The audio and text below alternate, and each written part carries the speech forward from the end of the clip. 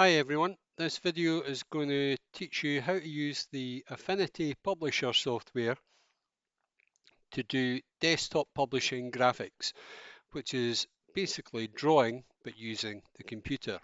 So to do that, you need a good PC with a good graphics card, which we have here, and the Affinity software. At home, you can get the Affinity software for iPads, etc.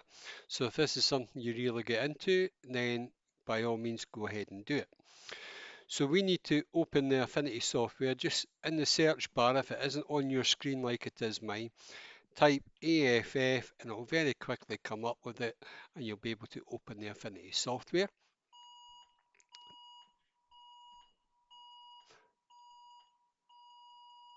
The next thing you need to do is open up or start a new file, but we already have a template that's pre-made for you to open and with all the settings as it should be. So we go to open and you go to pupil share, which you get from the desktop, pupil share, scroll down to the technical department and scroll into S1, and on S1 you'll get the Affinity A4 template. You can't do stuff on this and just save because it's on pupil share, only teachers can do that. So you need to save this into your folder. So you go to File, Save As, and save it into wherever you would save. So for example, there's my OneDrive, there's my DTP work folder, and there's my Affinity A4 template, but I've got loads of Affinity files as you can see, and I'm going to call this S1 Affinity Skills. So I'm going to save that. I already had one existing in the first place and I want to replace it, so I'm going to go yes. And now you don't ever need to save as this file again. You just go to File and Save. Now I haven't done anything on this yet, so there's nothing to save, which is why that's blank. Okay? So that's step one. If you can all get yourself to that stage, and there's about 2 or 3 more steps in this video. Okay, now everybody's got themselves up to this stage where you've got the template open on your PCs and you've got it saved into your OneDrive, ready to do the next thing. Now I've got my mouse set so that it zooms in and out when I push the wheel. And you need to do that as well. So you go to Settings, onto Tools, and tick the box that says Use Mouse Wheel to Zoom. And that's it. Close it. And now you can do that. Also, when you zoom in, if you push the mouse wheel down, you can then drag to a different bit of the screen. So if I was working on something up here, I'd push the wheel down and then I can drag to something I wanted to work on down there. Or I can zoom in and out. Wherever you put the mouse on the screen is what it will zoom into. Okay? Right, that's another step. Now what we're going to do is learn to draw some basic shapes. Now everything down the left hand side is to add things onto the page, and then on the right hand side is for all of the colours that you need, and up the top each time you select something down here it changes up top. So if I go for the pen tool, you'll notice how much it changes. If I go to the shape tool, you'll notice it all changes as well, and if I go to the select tool it goes back to the very basics. Now what I want to do is a basic square. In fact, this one here with the little arrow, the rectangle tool, and drag a rectangle out to be about 40 by 40. If you hold the shift key down at the same time, you will see you will get it exactly the size you want it to. And by adjusting it ever so slightly, I've got 40 by 40. Another thing you should notice down the bottom here, it tells you the width and the height of the object. So you can set an object up to be exact sizes. We want 3 squares, so I'm going to select now. Always use this black arrow to select things and hold the control key down and we can make quick copies. You'll notice how it's snapped onto exactly the same position because these snap settings, which is like a little red magnet, is all set already. I can move that till I get the green line. That means that's it right in the middle of the page that way. And I'm going to make another copy and move that over to there. So we've got 3 squares. The next thing I want to do is colour these in the primary colours. So at the moment they're a very dull light grey. So if I select that, over here you've got your colour wheel. Now you may have to use these three little lines to adjust it from sliders to wheel. Okay?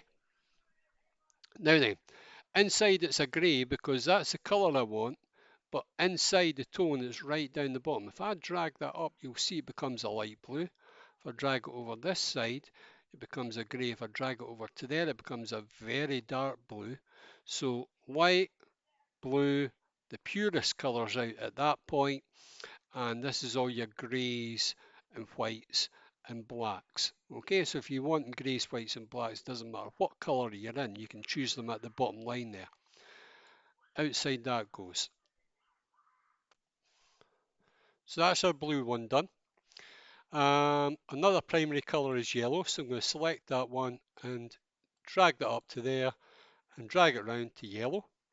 And the last one is a red, drag it up to there, spin it around to red, and that's just got a 3 primary colour boxes.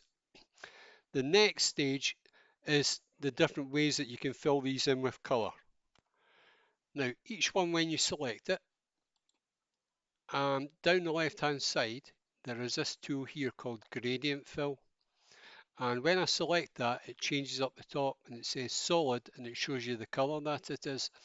We're going to change it from solid. In fact, we'll do this with the yellow one first. So I'm going to select the yellow one, go to the gradient tool, because I'm going to keep that blue one a solid fill. I'm going to change the yellow one to linear. Straight away, when you've been using coloured pencils to try and make something go from a light to a dark tone, you know how difficult that is. Well, this does it for you, just like that. You can also adjust the darkness where it's more dark or more light using that little slider. You can also adjust the two colours by clicking on the dot. So if I click on that one, I'm going to go for a very light yellow there. And if I go to that one, I've got quite a dark yellow, but I think up there would be a wee bit better. Now then, these lines, not only can they be like that, but they can move.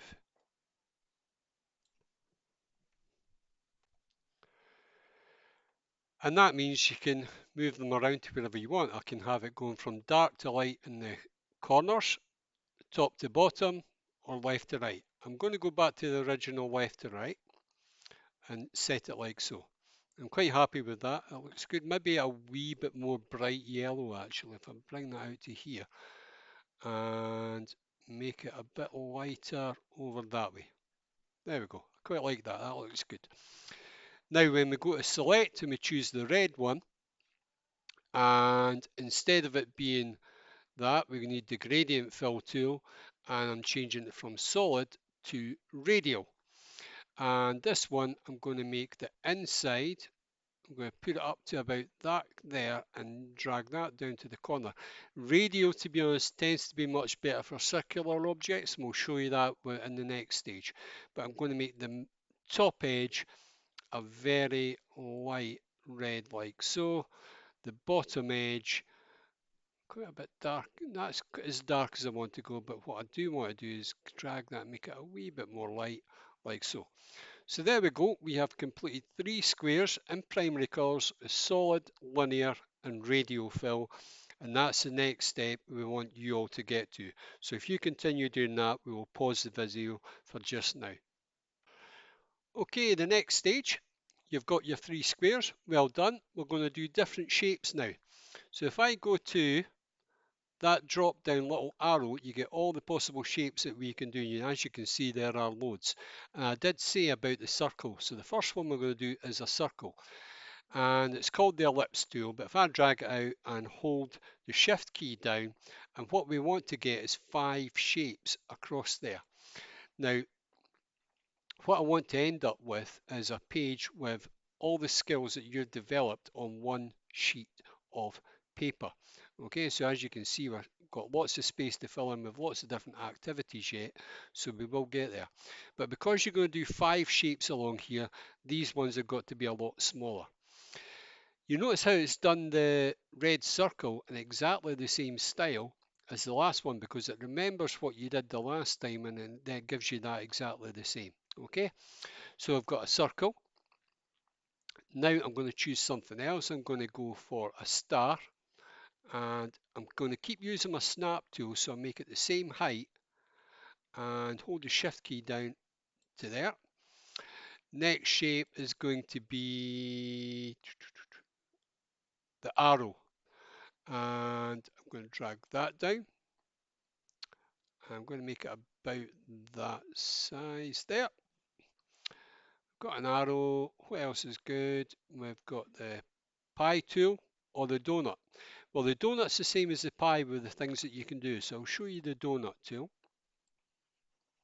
Hold the shift key down to make it a perfect circle. That's 4 shapes. And now we want one more. And I will do, let's go for the cog. There we go. 5 shapes. Now we could go and fill all of these with different colors and different colored styles, but you know how to do that now. Remember, you just select a shape, you go to the gradient tool and you choose the style that you want to go for. Okay, so that for example is solid. But what I want you to do and learn now is I'm going to use my select tool and draw a box around all of those and make a copy. First of all, I'm going to move them up and closer to the bottom of that. Hold my control key down, make a set of copies. And now what I want to do is adjust each of these. So if I come off that, each one is on its own. But if I select one and instead of the pick tool, I go to the node tool, you get all the adjustments that you can do. And with the circle, there isn't any adjustments. So that's a bit boring. But if I go to that one and I'm in the node tool, you notice how you get these little red dots. Well, if I zoom in, you can see what adjustments you can make. So first of all, what does this one do? This rounds the corners. What does this one do? This one does that, brings it in. And what does this one do? This one rounds those edges. So we've changed it from that to that. Dead easy. Up the top as well, I can change the number of points it has. So there we go.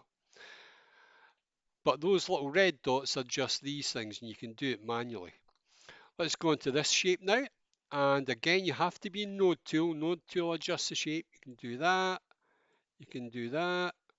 You can do this here and so on. You decide how you want it to look and adjust it accordingly. So I can make that right out to there like so. Bring this one down a wee bit, and I think that's quite a lot different than the one above. With this one, find out what each of them does. So there we go. There we go. We've done that one. This one, look at all these. This has tons. So that, I presume, is your inner circle. Yes. Let's zoom in a wee bit. Makes life easier. That brings those down. What does that do? Adjust that angle. What does that one do? Make some curved. What does this one do? Make some out like that. So we've gone from that to that. But also up the top, you can adjust the number of teeth. So like so. And there you go.